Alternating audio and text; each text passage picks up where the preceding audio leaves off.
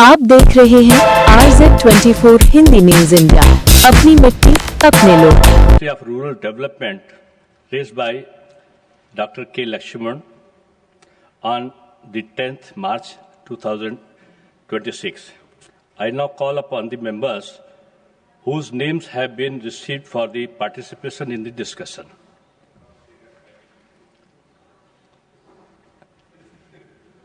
माननीय सदस्य श्री संजय सिंह, 9 मिनट्स। धन्यवाद मान्यवर। आपने ग्रामीण विकास जैसे महत्वपूर्ण मंत्रालय के विषय पर मुझे अपनी बात कहने का मोहलत दिया, मौका दिया। मान्यवर, मैं अदम गोंडवी जी की चंद लाइनों से अपनी बात शुरू करना चाहता हूं कि तुम्हारी फाइलों में गांव का मौसम गुलाबी है, तुम्हारी फाइलों में गांव का मौसम गुलाबी है, मगर ये आंकड़े झूठे हैं, ये दावा किताबी है। सर, भारत की सरकार ने जब विकसित भारत की कल्पना की है तो उस कल्पना के तहत गांव को कहां रखा है, आपके माध्यम से ये देश को मालूम होना चाहिए। हमारे टोटल बजट का भारत सरकार ने जो पूरा बजट 2026 और 27 के लिए प्रस्तुत किया मान्यवर, उसका मात्र 3.6% बजट ग्रामीण विकास के लिए रखा है।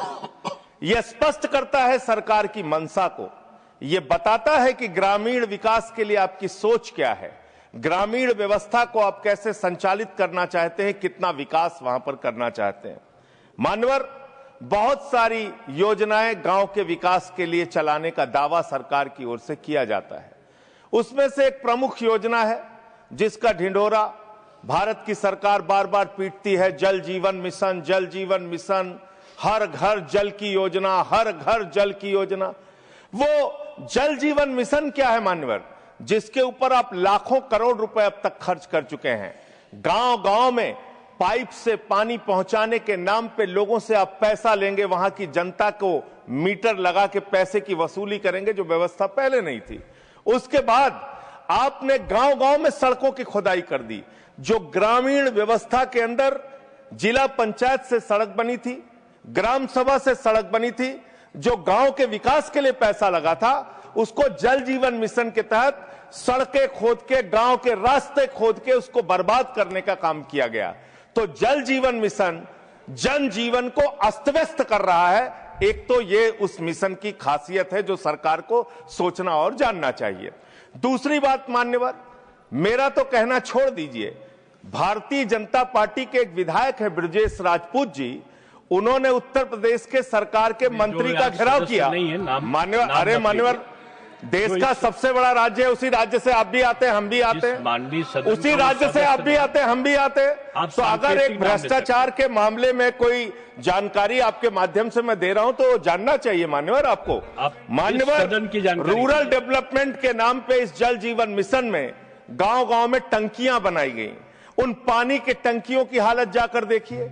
वो पानी की टंकियां उद्घाटन से पहले उजड़ जाती हैं, उद्घाटन से पहले उखड़ जाती हैं, टूट जाती हैं, गिर जाती हैं।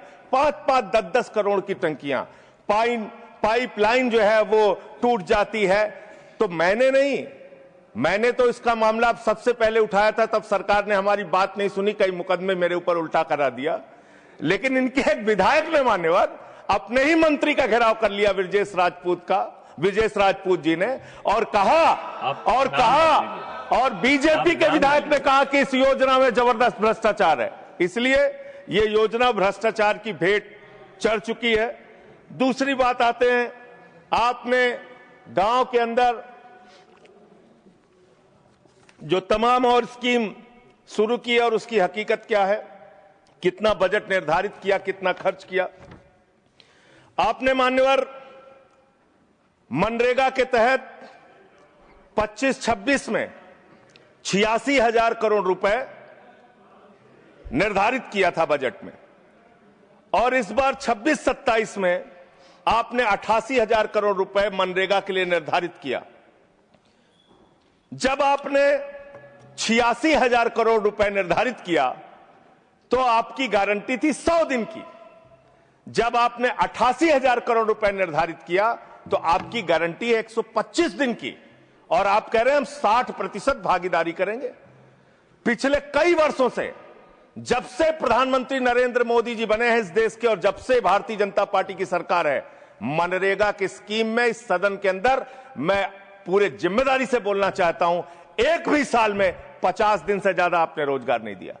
मनरेगा स्कीम को आपने मारने का काम किया, खत्म करने का काम किया, और उसके बाद आपने कह दिया 40% राज्य सरकारों की हिस्सेदारी होगी। जो राज्य सरकारें ज्यादातर घाटे में चल रही हैं, चलिए वो भी आपने कर दिया जो आपको करना था, आपने स्कीम पास कर दी जी राम जी की।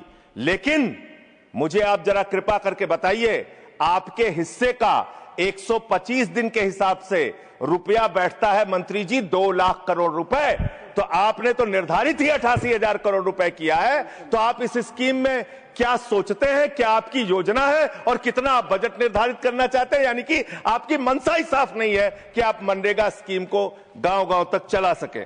इसके बाद मान्यवर आते हैं, एक मिनट माननीय मंत्री। करना चाहता हूं कि जब मैं बोलूं तब आप सुनने जरूर उपस्थित रहना, बोल के चले मत जाना, एक एक चीज का जवाब दूंगा।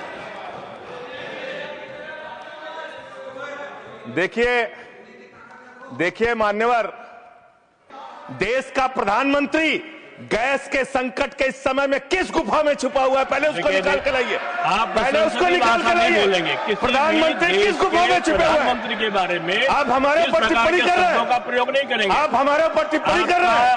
ये आप हमारे पूरा देश गैस की लाइनों में खड़ा है, यहाँ पर शामिल प्रधानमंत्री गुफा में छिपे हुए हैं। प्रधानमंत्री को निकाल के लाइए, प्रधानमंत्री को निकाल के लाइए। मुद्दों पे बात नहीं करेंगे। इस्तेमाल किया है, ये शब्द ठीक नहीं है। अरे मान्यवर, आप मेरा समय जा रहा है मान्यवर महोदय, मान्यवर मेरा समय जा रहा है, कृपा करके समय।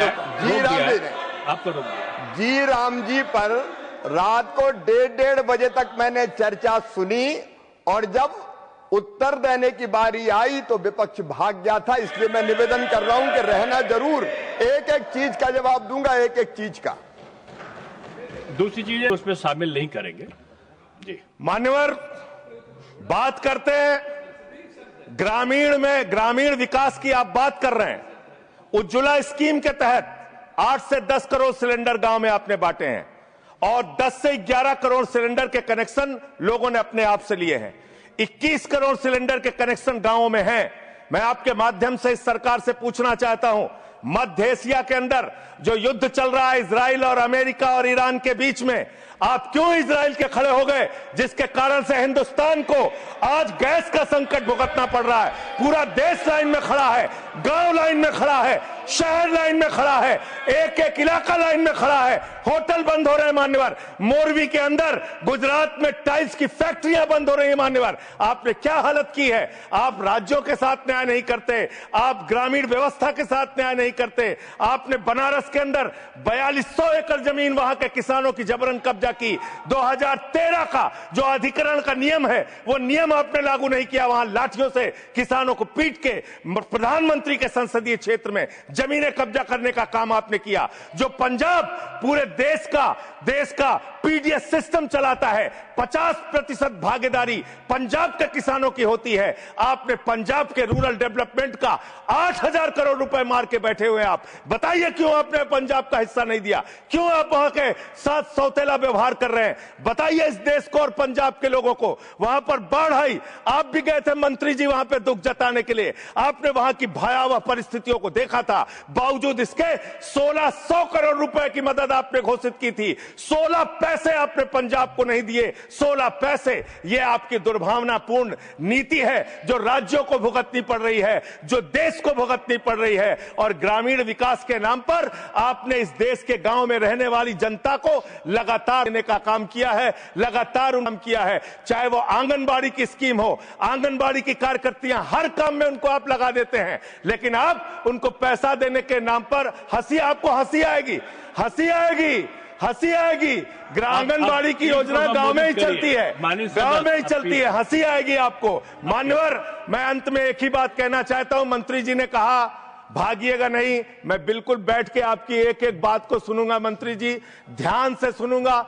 जितनी बात मैंने कही है उसका पूरा जवाब दीजिएगा, और अगर आप जवाब नहीं दे पाएंगे तो मुझे भी उस वक्त बोलने का अवसर दीजिएगा। आप ही अकेले बोलने का अधिकार रखते हैं, ऐसा नहीं होना चाहिए। और दूसरी बात मान्यवर, दूसरी बात, इस समय भगौड़ा कौन है, ट्रंप की गुलामी कौन कर रहा है, पूरा देश देख रहा है।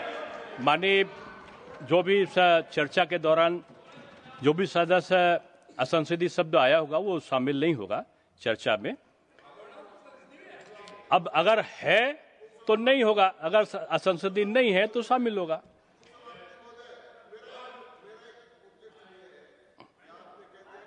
नहीं आएगा, लेकिन आजकल जो व्यवस्था है वो दूर संचार के माध्यम से चली जाती है, इसलिए ये भी व्यवस्था होनी चाहिए कि जिसको रिकॉर्ड में नहीं लिया है वो बाहर भी नहीं जाएगा।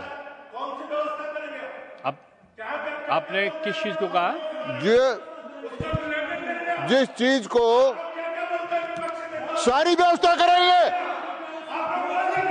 जेल के शिक्षों में रहोगे और रहे और रहोगे। नहीं बोल सकते, आप सीधे बात नहीं करेंगे माननीय सदस्य, आप सीधे बात नहीं करेंगे, आप सीधे बात नहीं करेंगे। आप पीठ को संबोधित करिए, आप पीठ को संबोधित करिए। ये आमने सामने बहस का मुद्दा नहीं है। आप संसद में हैं। माननीय संजय सिंह, माननीय सदस्य, आप पीठ को संबोधित करिए। आप इस तरह से बात नहीं कर सकते। Next speaker Shri P Sunil ji. देखिए, मैं माननीय सदस्यों से अनुरोध करूंगा कि जो चर्चा होती है उसमें शब्दों का संयम ये आवश्यक होता है। आरोप लगाने पे मनाही नहीं है, लेकिन आरोपों की भी एक सीमा होती है शब्दों की, उसका पालन करना होगा। और जो इस प्रकार के शब्द आए होंगे जिनमें आपत्ति हो सकती है वो सम्मिलित नहीं होंगे। और दूसरा एक और अनुरोध साथ में है कि हम लोग सोशल मीडिया का, जैसे आपने जिक्र किया, सोशल मीडिया पे हम लोग जो यहाँ पर वक्तव्य होते हैं उनको देते हैं और किसी व्यक्ति विशेष के बारे में हम कुछ विश्लेषण लगाते हैं तो वो वहाँ पर उपस्थित नहीं होते। लेकिन सोशल मीडिया में जब वो चलता है तो कभी माननीय प्रधानमंत्री जी सुनते हुए दिखाई पड़ते हैं, कभी गृह मंत्री। मैं समझता हूँ ये उचित नहीं है। संसदीय व्यवस्थाओं के अंतर्गत वो वही होना चाहिए जो सदन में मौजूद हो। नेक्स्ट श्री पी हमारे चैनल पे खबरें देने के लिए संपर्क करें वसीम शेख, प्रधान संपादक, मोबाइल नंबर 8149797961। खबरें पसंद आए तो लाइक करें, कमेंट करें, सब्सक्राइब करना न भूलें।